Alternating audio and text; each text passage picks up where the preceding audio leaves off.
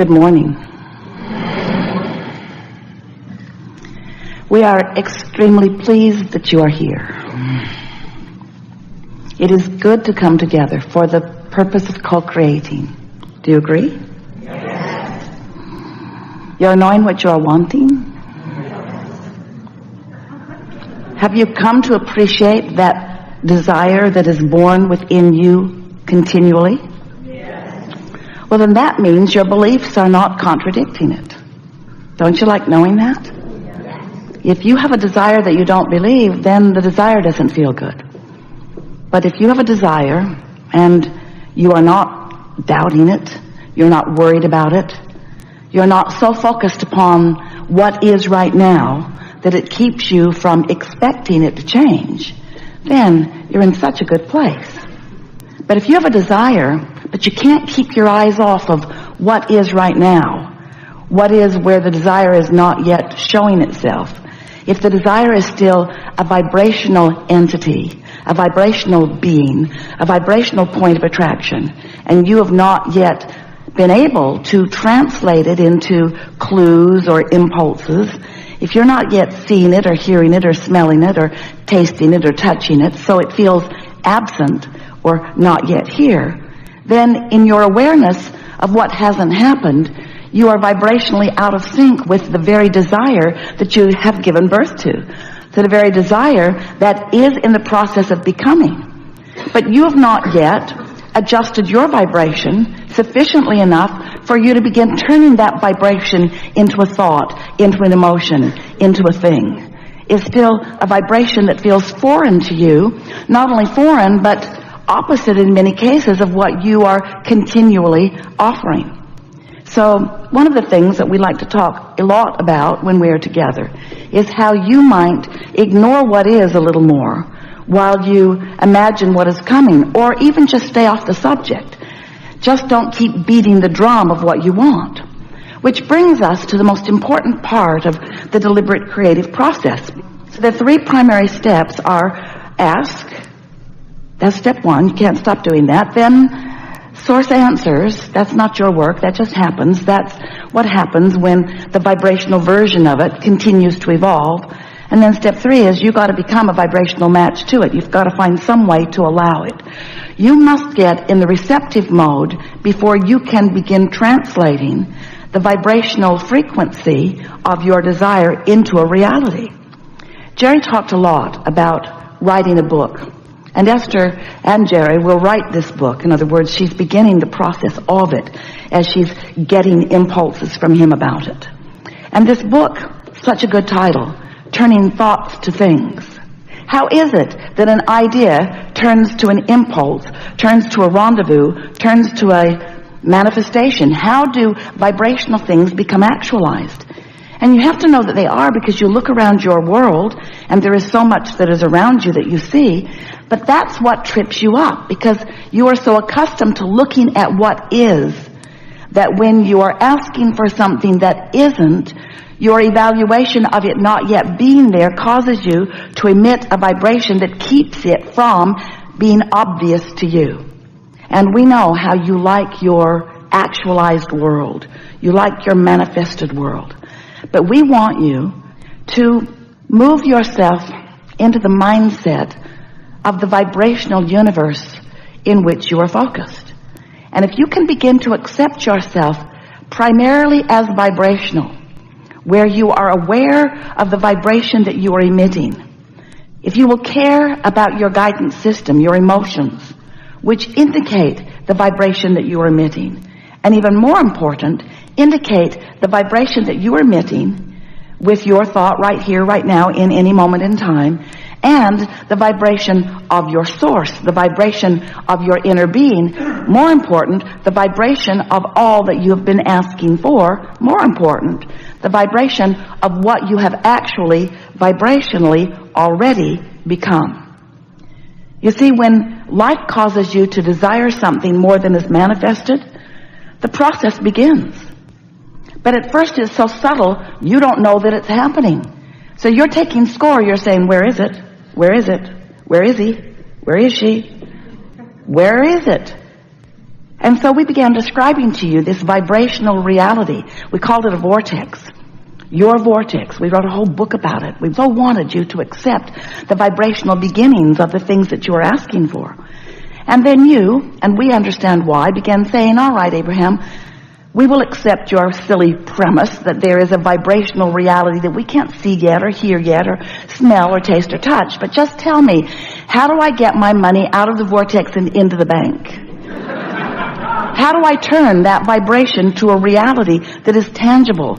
And you know, it's right for you to care about the tangible. It's right for you to care about what's manifested because you are on the leading edge of thought. You came here for vibration to come to its fullest fruition. And so we're not for a moment trying to talk you into settling for what isn't yet, to get you to put up with the absence of the things that you want. We want you to have all of the things that you want. We want you to know that if this time-space reality has inspired the desire within you, it can deliver a full manifestation of it to you. It can. But you've got to get into the vibrational place where you can begin receiving the constant insight and impulse and revelation and ideas and guidance the Source is giving you all day, every day. And if you're stuck in the step one part, if you just keep asking the question, I really want this, tell me where it is. I don't see it yet, tell me where it is. I really want this, tell me where it is. Tell me where it is. I want it, tell me where it is. If you keep asking that, if you hold yourself steadily in that asking step, you don't allow yourself to get into the receiving mode.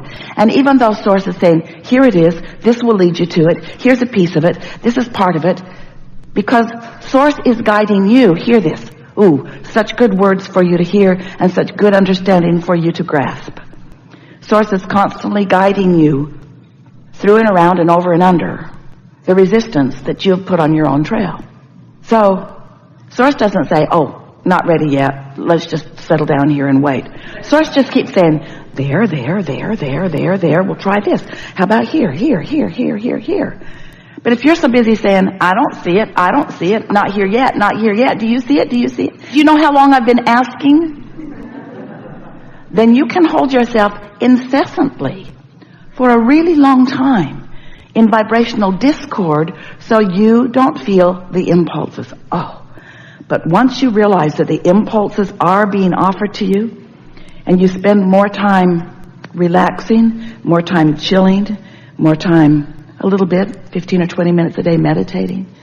If you decide that you're going to give yourself a better chance of tapping in to the guidance, to the leading, to the clues, to the impulses that Source is offering you all the time, then you'll get into this mode where you will really understand the creative genius that you are. And you will really understand that we're all in this togetherness of all of this. Because when you ask your inner being and all of us and all who you have ever known who have been physically focused, hear your request, take stock of where you are in relationship to it, and begin offering very specific guidance about the path of least resistance to help you to get from where you are to the fullness of what you are asking for. No judgment about how much stuff you've thrown on your path. No judgment about how much resistance you've been practicing. Just steady guidance to help you get over and under it and around it and through it. Because you're supposed to get what you want. You get to have the fullness of any idea that is born within you. That's the way it works here. So if there's anything that's not happening for you quickly, it's because you've got some thoughts that are contradicting it. You've got some thoughts that hold you in a frequency that keeps you from being aware of the ideas that are coming. Have you ever been driving and you just get an impulse to change lanes, and right after you do, you realize that something was about to happen that would have affected you, not maybe run you off the road, but it was just better that you changed lanes when you did. Because your inner being has a broader view. Your inner being always knows where you are in proximity to everything else. And most importantly, your inner being always know where you stand in proximity to all the things that you're asking for. So we are eager to talk with you about anything that matters to you. There is nothing that is off limits here. You'll notice a perfect unfolding. Sometimes someone will ask a question and it will evoke a response, a co-creative dance that will help you to understand right where you are relative to something. A lot more is happening here than words. There is a vibration that is happening because we know who you are, we know what you want, we know where you are. And so we'll be weaving in and out of everything that is important to you. There's an energetic thing happening here. And as you listen, as we focus together on the words that are spoken, a collective consciousness, both of your physical format and our non-physical format, converge in a way that will take thought beyond that which it has ever been before. So new insights will occur to you. It is our promise to you that today your vibration will shift in the direction of who you really are. And that from this moment forward, things will be different for you because of this vibrational change that is taking place.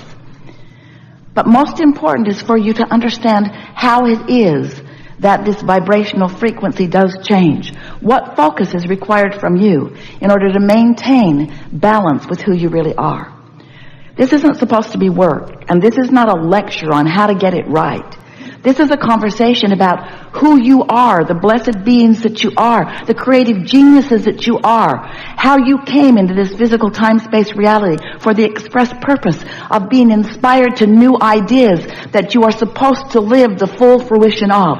There's not one thing that you have ever desired that should not be fully being experienced by you. And all day, every day, new desires are being born, and every one of them is supposed to be being satisfied by you. The other day, Esther and several hundred friends like you went to Seattle to get on a ship to cruise the beautiful Alaskan waters. And they left from the port in Seattle and they returned to the port in Seattle. Once we were on board visiting with everyone, we said, wouldn't it have been interesting if as soon as you'd gotten on board, before you even unpacked in your beautiful staterooms, if the captain had come on the speaker and said, hello, ladies and gentlemen. We're happy that you are on board here in Seattle. As you may know, Seattle is your final destination. And since we're already here, we would now like you to get off the ship. Your journey is now complete. And everyone would have protested because no one got on just to get off. No one got on to complete the journey. Everyone got on to experience the journey. Everyone wanted the fun along the way. And that's how it is with you. So often you have a desire and you think you just want the fast track from where you are to the fulfillment of that desire because you've decided that your life would be so much better once you are there. But that was not what you came into this about. You wanted the journey along the way. You wanted the insights along the way. You wanted the fun along the way. You wanted the feeling of expansion. You wanted the feeling of knowing. You wanted to fine-tune your ability to focus. You wanted to watch yourself dancing in concert with the entire universe. You wanted to know that as soon as you think it, that other thinkers are thinking with you. You wanted to feel the bigness of the thought, the momentum of the thought. You wanted to feel the fun of things evolving. You wanted to watch the cooperative components come into place. You wanted your hands in this clay. You wanted to mold this experience with your own creative hands. And so that's what we want to reactivate within you in these hours that we're together. We want you to return to the zest and expectation that you felt when you decided to come this time into this time-space reality, into this body, into this personality, into this being, into these opportunities, into this expanding you. You never get it done, and you cannot get it wrong, but you are supposed to be having way more fun than most anyone you know is having. You're supposed to be way more proud of yourself and others, way more exhilarated about the possibilities, and breathless about the cooperative universe that is here to help you toward anything that matters.